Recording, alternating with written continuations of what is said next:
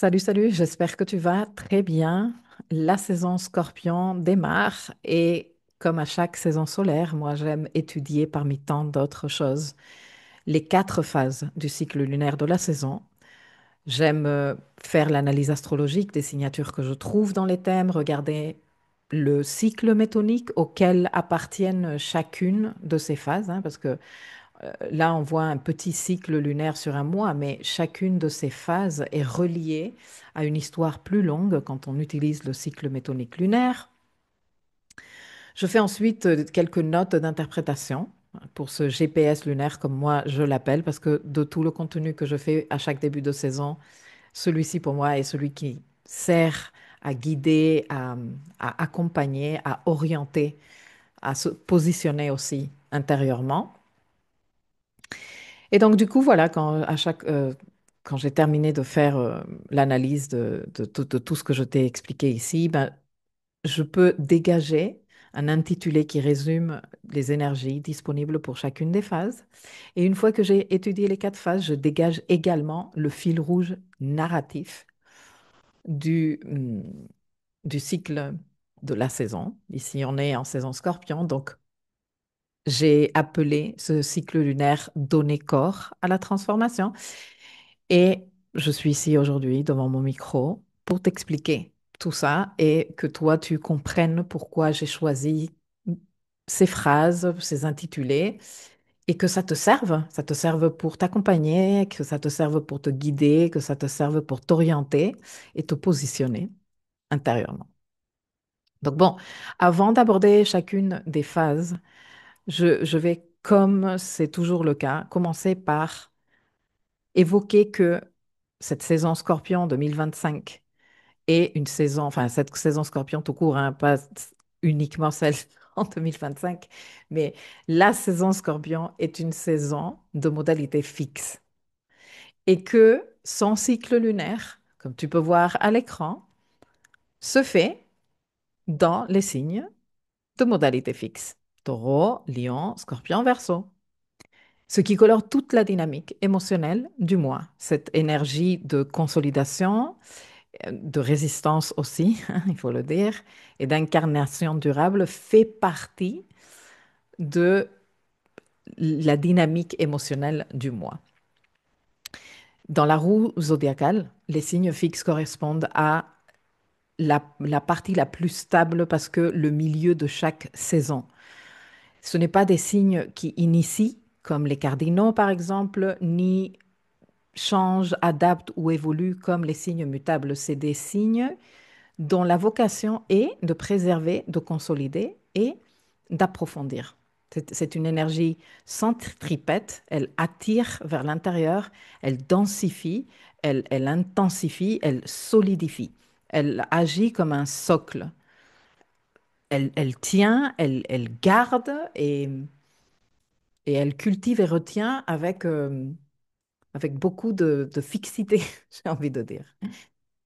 Sur le plan psychologique, ceci se traduit par un besoin de sécurité, de repère, de continuité émotionnelle, une recherche de cohérence aussi entre la partie la plus subtile de nous, notre intériorité, et la partie la plus concrète, notre monde tangible, notre corps également, hein. Nous allons parler de ça quand nous aborderons la pleine lune de la saison.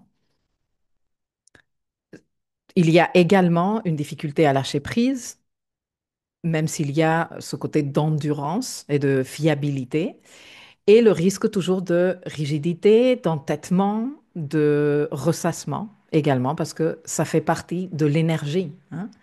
L'énergie s'exprime maladroitement ou lumineusement, et à nous d'avoir les repères pour pouvoir nous situer et éviter de tomber dans l'expression maladroite. Alors, pendant ce cycle lunaire ou pendant n'importe quel cycle lunaire de type fixe, toutes les activités de type fixe vont être des pratiques qui vont nous faire sentir plus stables émotionnellement, mieux ancrés, plus structurés, plus sécurisés. Donc bon, On peut être dans l'approche de terre corporelle, plus en lien avec l'énergie taureau des quatre signes fixes. Et donc, ça pourrait être des routines sensorielles, des routines aussi corporelles, massage, marche consciente, jardinage, travail avec le corps, présence dans le corps. Il y a aussi la dimension émotionnelle, plus reliée à l'énergie scorpion, des pratiques d'introspection, des rituels de transformation, un travail sur l'ombre, hein, très classique en saison scorpion, que faire du shadow work. Il y a également la dimension mentale reliée au signe Verseau, donc favoriser des échanges, des engagements dans une cause ou la structuration d'idées. Et puis il y a la dimension feu de cette énergie fixe qui nous vient de la main du signe Lion. Et des pratiques qui nous pourraient faire du bien seraient des pratiques d'expression personnelle, de création par l'écriture, par l'art, par la performance, qui nous permettent d'exprimer nos talents naturels, de les explorer, de les affirmer, mais aussi, pourquoi pas, euh, des activités qui nous permettent de nous engager de manière durable dans des projets qui nous tiennent à cœur, parce qu'ils nous permettent d'exprimer notre créativité. Voilà donc en ce cycle lunaire Scorpion 2025, moi j'ai choisi comme thème central la phrase donner corps à la transformation, parce que la transformation est un processus de matérialisation. Et que la transformation démarre intérieurement, c'est sûr, et ça, Scorpion nous le dit, il y a un processus qui se passe intérieurement, un processus silencieux, un processus enfoui, un processus privé que personne ne peut voir. Mais ce processus, à un moment donné, il faut savoir l'habiter.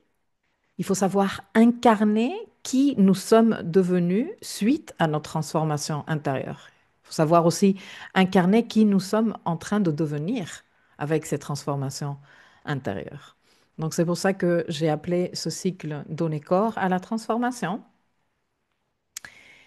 Et bon, comme je te disais tout à l'heure, chacune des phases lunaires nous propose une énergie.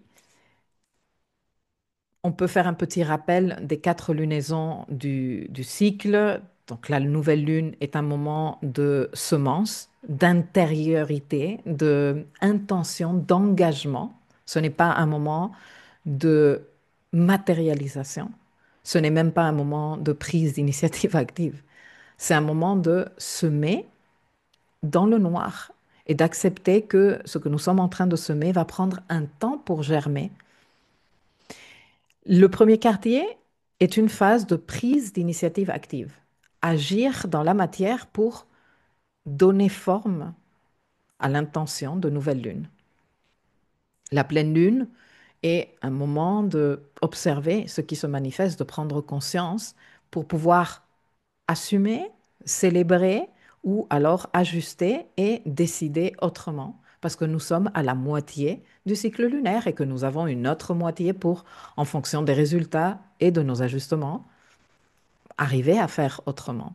Et puis le dernier quartier est une phase de finalisation, d'intégration, de nettoyage, d'acceptation aussi, de lâcher prise de ce qui a pu être fait ou pas. Alors, les dates que toi, tu vois à l'écran correspondent au moment exact où se perfectionnent les lunaisons. Mais pour rappel, moi, je travaille fortement avec le cycle métonique lunaire, qui est bien plus long, hein, qui ne se, un processus de manifestation ne se passe pas sur 4 semaines, hein. Quand on connaît à quel point cela prend de l'énergie de manifester du changement et de la transformation dans nos vies, et qu'on nous parle de trucs sur 4 semaines, on est mort de rire. On sait que ça ne tient pas. Alors c'est sûr que c'est joli d'avoir ces temps et de se rythmer mois après mois avec ces temps. Mais ça reste anecdotique. Et que quand on veut vraiment manifester quelque chose, et qu'on commence à parler de cycles de 36 mois, comme celui du cycle métonique lunaire, là on se dit bien plus réaliste, bien plus actionnable, bien plus actionnable. Donc bon, moi j'ai fait une leçon il y a quelques années pour t'expliquer en détail les origines, les emplois, les technicités et la méthodologie de ce cycle métonique lunaire. D'ailleurs, c'est une leçon d'un des dossiers les plus riches de l'espace éducatif, de Moonwork, mais ça pourrait être une formation à part entière, parce que c'est vraiment très riche. Et si ça t'intéresse, eh bien, je te laisse le lien ci-dessous où tu vas dans le dossier de Moonwork et tu fais cette formation qui s'appelle comme ça, le cycle métonique lunaire. Mais bon, passons un petit moment à regarder ces 4 phases de ce cycle lunaire qui commence en saison Scorpion 2025 par le premier quartier, hein. Et c'est un premier quartier qui se fait à 6 degrés Verseau. Ce premier quartier vient d'un cycle qui s'est ouvert le 29 janvier 2025 à 9 degrés Verseau. Là a démarré un cycle et pendant toute cette première phase de 9 mois, nous avons laissé germer ces intentions.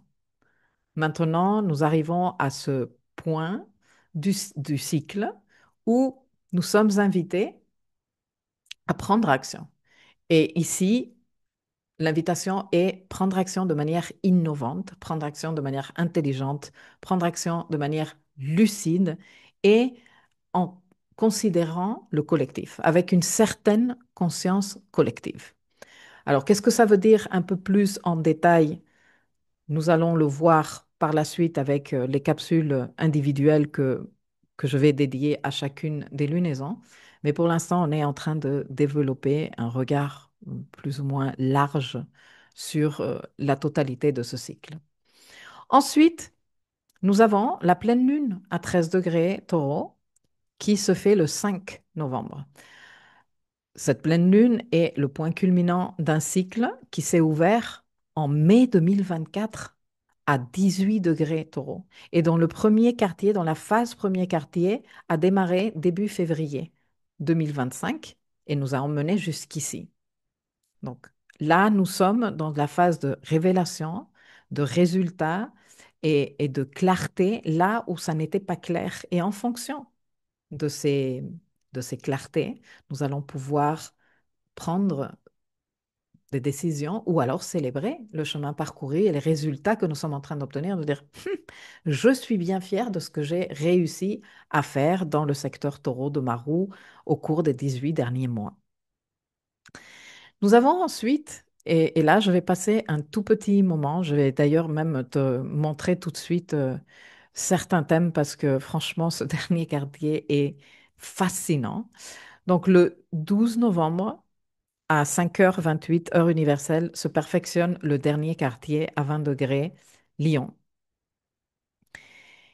Et bon, ce cycle, qui est dans sa phase de bilan et de clôture, hein, parce que nous sommes dans le dernier quartier, il a démarré avec une nouvelle lune, note bien la date, le 16 août 2023. Ce cycle a démarré à 23 degrés Lion. Et le dernier quartier, qui se tient là en novembre 2025, se tient pile sur le degré où s'est fait le Venus Star Point, c'est-à-dire la conjonction inférieure Vénus-Soleil de août 2023, quelques jours à peine après la nouvelle lune en Lion que je viens de citer. La Vénus, donc à 20 degrés, Lion, a démarré un cycle en Lion. C'était le voyage de Vénus dans le royaume du Soleil. C'est comme ça que je l'ai présenté. Parce que moi, j'ai lancé un accompagnement, comme je fais avec les voyages de Vénus collectifs sur 18 mois. On se réunit tous les mois, on aborde des thématiques symboliques en lien avec l'archétype dans lequel Vénus a démarré le cycle, les différentes phases du cycle initiatique, parce que c'est vraiment très intéressant et très fascinant. Nous étudions les mystères de Vénus. Bon, bref. Donc, j'ai lancé à l'époque ce voyage de Vénus dans le royaume du Soleil. Et ce dernier quartier vient sceller l'intégration de ce qui a été révélé, transformé ou éveillé pendant le voyage de Vénus en Lion. Alors, je vais te donner bien sûr plus de détails dans la capsule spécialement dédiée à ce dernier quartier. Et tu vas voir, c'est vraiment fascinant. Parce que tu aies fait le voyage de Vénus en Lion avec moi ou pas, si tu as cheminé ce cycle en conscience, je pense que tu vas trouver des clés de compréhension très appréciables. Un autre point que je touche dans la capsule sur le dernier quartier, c'est le fait super intéressant qu'en août 2026, concrètement le 12 août 2026, nous allons avoir une éclipse solaire pile sur ce degré, 20 degrés Lion. Une éclipse solaire totale de nœud sud. Tu te diras, mais déjà, nous sommes avec les éclipses en Lion? Oui, déjà. Et bien sûr que tout ce pack énergétique que je viens de t'expliquer, c'est-à-dire le dernier quartier qui est en résonance avec tout le voyage de Vénus en Lion, et puis le fait que dans ce même degré, nous allons avoir un événement aussi important qu'une éclipse solaire totale, hein, de nœud sud, tout ça a une lecture individuelle et personnelle que je vais t'aider à élaborer dans la capsule dédiée à ce dernier quartier. Mais cela a aussi une énorme et super intéressante dimension collective que je vais essayer de t'expliquer le plus sommairement possible par la suite. Alors, commençons par le fait que tout voyage de Vénus dans n'importe quel des 5 signes où Vénus démarre des voyages nous sert à conscientiser l'ombre de l'archétype du signe en question et révéler la lumière en même temps, non? Donc, le voyage de Vénus en Lion, conscientiser l'ombre Lion, révéler la lumière Lion. À un niveau personnel, ceci est en lien avec l'expression de nos talents, notre légitimité, nos processus créatifs, notre rapport à la joie de créer, notre capacité d'avoir confiance en nous-mêmes et de nous exprimer authentiquement, de créer avec cette authenticité, mais aussi le fait de développer notre personnalité scintillante. C'est des thématiques que nous avons abordées tout au long du voyage de Vénus en Lion. Si tu l'as fait avec moi, tu t'en souviens. Après, sur le plan collectif, parce que je suis en train d'aborder ça ici, j'ai fait le choix d'aborder ça dans cette partie de la leçon. Lion évoque les rois, la royauté, les reines, et par extension, dans le monde moderne, les VIPs, les célébrités. Lors du voyage de Vénus en Lion, moi j'ai commencé à observer un processus qui s'intensifiait de plus en plus à un niveau collectif de désenchantement avec les célébrités. Un mouvement de marre des influenceurs, marre d'admirer des personnes qui n'ont aucun lien avec la réalité du peuple, entre guillemets, de nous, pas VIPs, nous, pas influenceurs, nous, pas rois, reines, ou la version moderne de ce qu'un roi ou une reine était en temps. Celui-ci est un processus qui s'est amorcé à partir de la situation Covid, ou la fameuse pandémie. Et bon, je pourrais peut-être aborder ici, mais je ne vais pas le faire parce que je ne veux pas que cette capsule se prolonge énormément. Les raisons pour lesquelles, bon, tout le monde était confiné, tout le monde a eu son moment de se regarder, de considérer sa vie, de prendre du recul par rapport à tout ce qui se passait à ce moment-là. Et bon, pas tout le monde a fait des prises de conscience importantes, mais oui, il y a eu quand même un mouvement émergent à partir de ce moment qui a pris beaucoup, mais beaucoup d'ampleur en 2023 et par la suite. Et les données que moi j'ai cherchées ici à gauche et à droite confirment donc cette tendance claire de déclin de l'intérêt public et des audiences pour les événements liés aux VIPs et aux célébrités au cours de ces dernières années. Plusieurs indicateurs statistiques, notamment ceux concernant les cérémonies prestigieuses comme les Oscars, illustrent cette baisse marquante. Les Golden Globes, par exemple, 2023, ont eu l'audience la plus basse depuis leur création avec seulement 6 millions de spectateurs contre 20 millions les années précédentes. Et ce, malgré la présence des fameuses stars, hein, qui sont très aussi en lien avec l'archétype lion d'ailleurs. Les Grammy Awards aussi ont également vu leur audience chuter à 8 millions, 8,8, je ne me rappelle plus, j'ai oublié de le noter, contre 23 millions avant, dans les années antérieures. Nous avons également eu le mouvement Blockout 2023 qui appelait au boycott des célébrités et influenceurs qui ne s'engageaient pas ou qui ne s'engagent toujours pas publiquement sur des causes sociales avec des listes de personnalités à bloquer. Ce boycott est motivé par une perception d'inadéquation de la notoriété et le comportement ou le silence complice, comme il le présente, de certaines personnalités, de certains influenceurs. Et aussi un peu de partout, parce que bon, là, quelque part, je parle beaucoup de ce qui se passe aux États-Unis par rapport à ça, mais de partout dans le monde, nous avons vu au cours des dernières années de très fortes polémiques, des comportements très inappropriés qui ont été jugés par le grand public, si tu veux l'appeler comme ça, hum, sévèrement, même des scandales autour de ces personnalités surmédiatisées et cette fatigue du grand public. Une crise de crédibilité et une désillusion qui a été progressive. Tout ça explique en partie cette chute d'intérêt. Ça se manifeste, comme je viens de te le dire, dans les chiffres d'audience et et dans la perception d'une monoculture moins marquante qu'auparavant.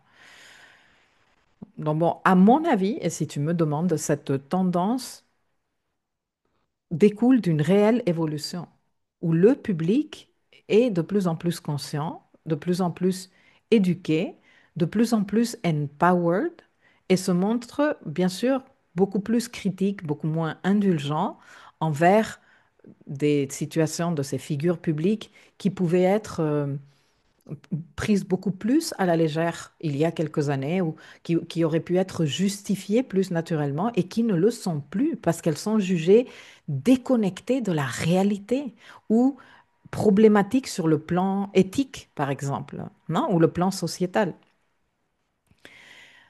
Et donc, du coup, le fait que nous avançons vers une éclipse solaire totale de nœud sud dans ce contexte annonce vraiment une fin de l'engouement général que nous avons vécu tout au long de beaucoup d'années pour les célébrités et cette, comment dire, cette admiration de ces personnages et et des spectacles qu'ils organisent et, et l'excès, non, de marketing autour de l'image et tous ces événements médiatiques aussi organisés. Il y a un changement profond dans le rapport du public aux aux figures importantes et à leur visibilité médiatique. Et du coup, c'est très intéressant parce que ces derniers temps, a émergé aux États-Unis aussi un mouvement qui s'appelle No Kings, s'il te plaît. Donc, No Kings, pas de roi. Ça s'appelle aussi, ça s'est décliné aussi en No Dictators, pas de dictateurs, No Tyrants, pas de tyrans, mais bon, bref, No Kings. No Kings, l'ombre, bon, l'expression de l'archétype lion, l'ombre de l'archétype lion, nous avançons vers une éclipse solaire totale de nœud sud en Lion qui se tient pile sur ce même degré qui est en résonance. D'ailleurs, attends, donne-moi une seconde parce que je vais te montrer tout ça. Regarde, à l'écran, tu as la carte donc du 12 novembre 2025 qui est le moment où se fait ce dernier quartier. Regarde, tu as le soleil ici à 20 degrés Scorpion et tu as la lune ici à 20 degrés Lion. Non? Là où s'est tenu le VSP en août 2023, là où a démarré 3 jours plus tard le cycle lunaire que nous sommes en train de 3 jours plus tard du VSP, c'est-à-dire le 16 août, on avait dit, 2023, le cycle que nous sommes en train de clôturer dans les 9 prochains mois. Ici, nous avons la carte du 12 août 2026 C'est-à-dire ce moment où nous allons avoir, regarde, l'éclipse solaire. Alors, une éclipse solaire, c'est une nouvelle lune. Donc, c'est avec ça cet événement qu'on clôture le processus de 3 ans antérieur.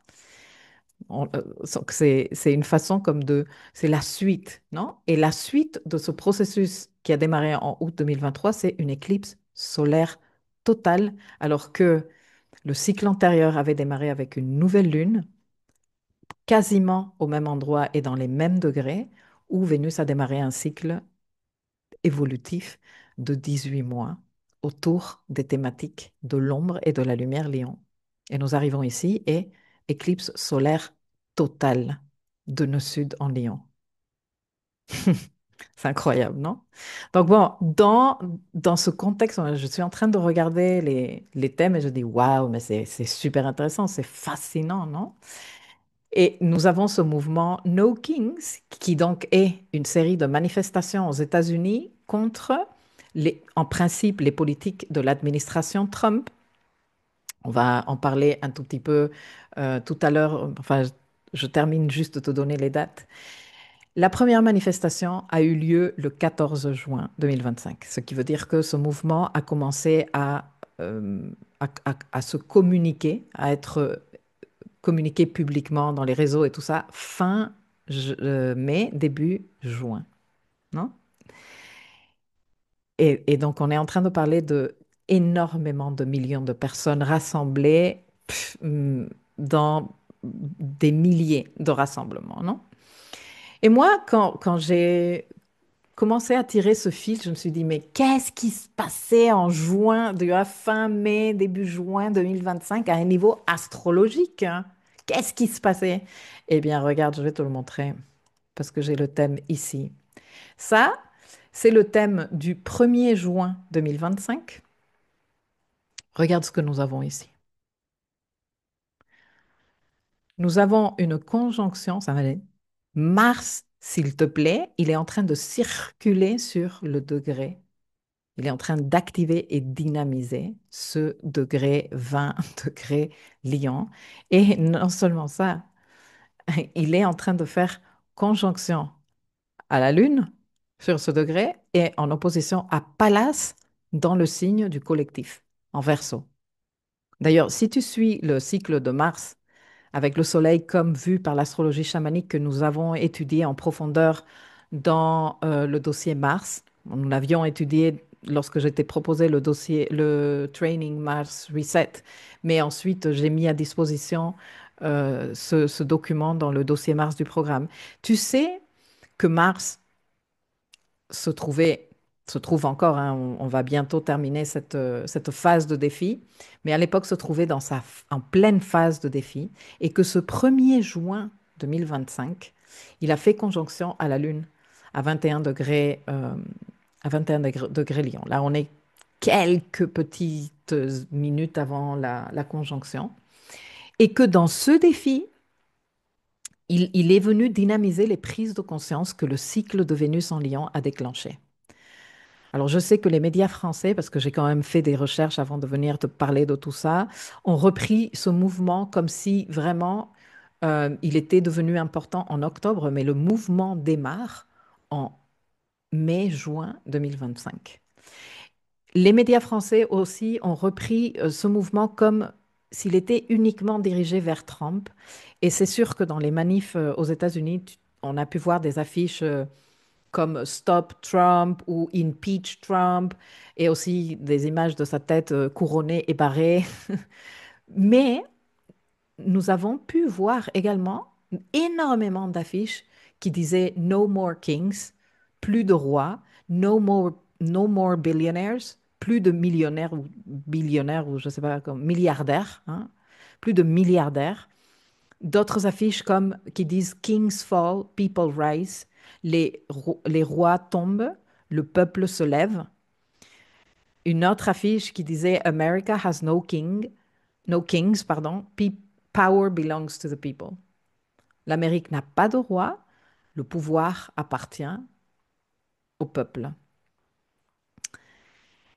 Et franchement, quand je vois comment tout se déroule et toutes ces résonances, non seulement avec l'astrologie et les activations planétaires, mais avec le message à un niveau symbolique que toutes ces activations planétaires nous racontent, je suis assez, je sais pas, je suis fascinée, ça me paraît tellement incroyable la résonance de ce que nous vivons ici, en bas, dans la 3D, avec ce que nous racontent les outils de la 5D, comme peut l'être l'astrologie.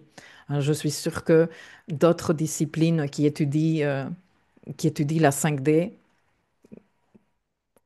pourront nous donner des informations aussi sur ce qui se passe. Moi, ma discipline, c'est vraiment l'astrologie. Bon, l'astrologie et le tarot sont mes grandes disciplines pour étudier les messages de la 5D. Et je trouve que c'est super fascinant. Et un truc que j'ai oublié de dire tout à l'heure, ou bon, que je vais juste reprendre avant de passer à la dernière lunaison de, de ce cycle, c'est que le jour du dernier quartier, pardon, qui est là, hein, regarde, ici nous avons un joli angle de 90 degrés, le Soleil à 20 degrés Scorpion, la Lune à 20 degrés Lion, eh bien, ce jour-là, nous avons également une conjonction Mercure-Mars en cours. Alors, c'est la deuxième de trois conjonctions que Mercure et Mars vont avoir. Nous avons eu la première juste avant le début de la saison Scorpion, donc le 20 octobre. Nous avons la deuxième le 12 novembre, comme tu peux voir à l'écran. Enfin, là, ça se perfectionne dans les heures qui suivent. Et puis nous aurons la troisième et dernière en janvier. Très intéressant aussi parce qu'elle va se tenir sur le point où se trouvait le Soleil quand Mars démarrait son cycle en Cancer. Mais bon, je ne vais pas te parler de ça ici parce que je vais te rendre dingue. Le moment venu sera d'en parler. Ce que moi je voulais dire, c'était juste un petit apport pour que nous puissions observer et noter et piloter ce qui se passe dans la 3D. C'est que la deuxième conjonction est la plus sulfureuse parce que, disons que c'est Mars qui avance. Mercure, il est déjà rétrograde au moment de cette conjonction. Et c'est Mars qui avance vers Mercure. Ce n'est pas Mercure qui arrive vers Mars, c'est Mars qui arrive vers Mercure. Et donc, je te dis, elle peut déclencher de la colère, des propos peut-être même agressifs ou en tout cas enflammés, ça c'est sûr. Alors, peut-être que nous allons voir des manifestations de ce processus collectif mi-novembre qui est tellement en résonance avec tout ce que je suis en train de t'expliquer ici. Et nous arrivons en fin de saison Scorpion à la nouvelle lune qui va se tenir à 28 degrés Scorpion le 20 novembre, donc vraiment à la fin parce que le Soleil entre en Sagittaire le 22 novembre. Et, euh, et donc démarre ici un cycle de 36 mois dont les 6 premiers sont importants parce que lors de la pleine lune que nous aurons en Scorpion en mai 2026, nous aurons des éléments, des révélations qui vont nous permettre de comprendre ce qu'il nous faut peaufiner dans nos intentions pour ce cycle, en sachant que la phase d'initiative active va plutôt démarrer en août 2026. Donc, entre-temps, nous pouvons faire germer dans l'obscurité les graines de ce pacte de transformation durable que représente cette nouvelle lune en Scorpion. C'est une nouvelle lune qui, plus est, se tient dans les derniers degrés du signe, comme celle en balance, comme celle que nous aurons dans les mois à venir. Nous allons avoir une suite de nouvelles lunes dans les derniers degrés des signes. Et comme je t'expliquais dans la saison balance, une nouvelle lune dans les tout derniers degrés d'un signe évoque un cycle qui démarre avec pardon, un long processus de maturation. On a réfléchi, on sait qu'est-ce qu'on est en train de démarrer là. L'intention a eu le temps de mûrir. Il y a eu tout un processus antérieur qui nous a permis de dire, ben, je sais à quoi je suis en train de m'engager. Non? Parce que bon, une nouvelle lune, c'est un engagement, comme je te le disais.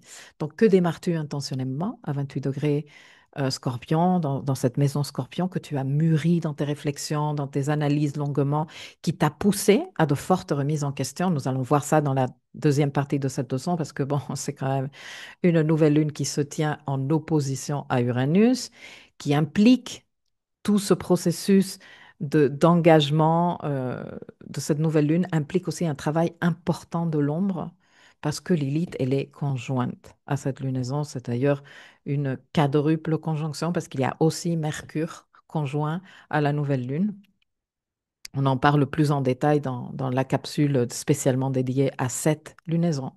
Mais bon, pour récap, voici les quatre étapes de ce cycle. Le premier quartier en verso qui nous demande d'innover avec lucidité et avec conscience collective pour libérer d'anciens schémas mentaux, mais aussi émotionnels, agir différemment avec lucidité, avec conscience collective pour éviter d'agir en électron libre et juste en mode rebelle sans cause, non?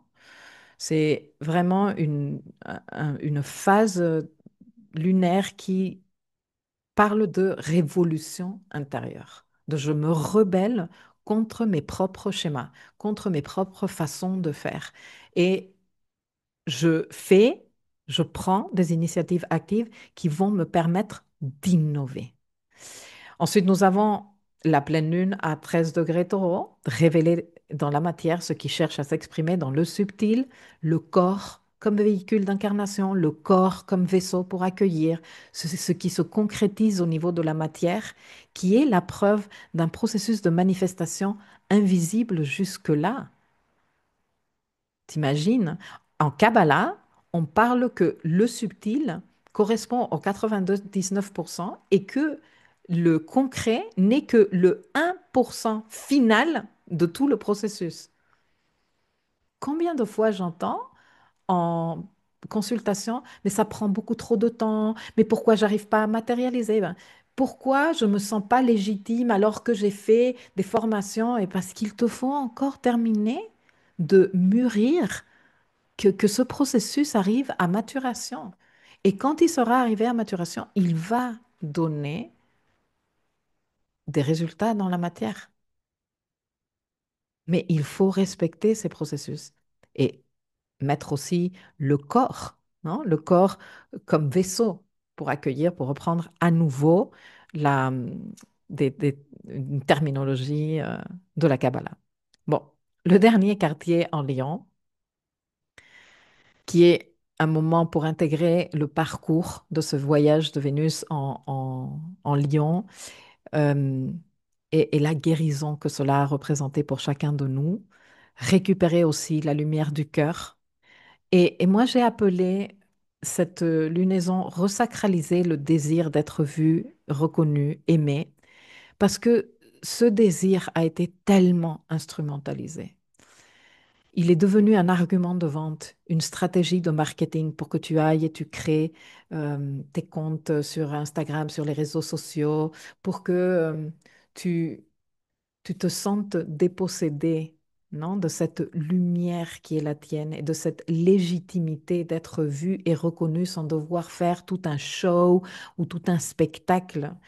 Donc c'est pour ça que ça me paraît un processus très joli de guérison, de reconnecter avec notre personnalité scintillante, ce petit feu qui crépite à l'intérieur de nous.